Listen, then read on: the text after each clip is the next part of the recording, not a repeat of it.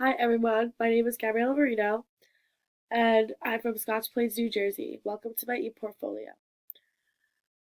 My hobbies are shopping, volunteering, and going to the beach.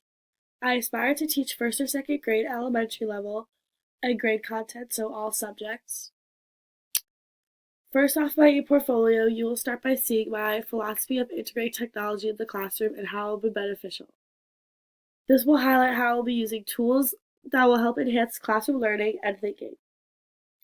I'll be discussing the three tools that I'm going to be talking about in detail in order to describe how they will make the learning environment more enhanced. Lastly, I'll be introducing my PLN and how each component will be beneficial to that. And then you'll get to see my interview with Courtney King, who is going to become a future teacher and educator who is studying right now at Stockton.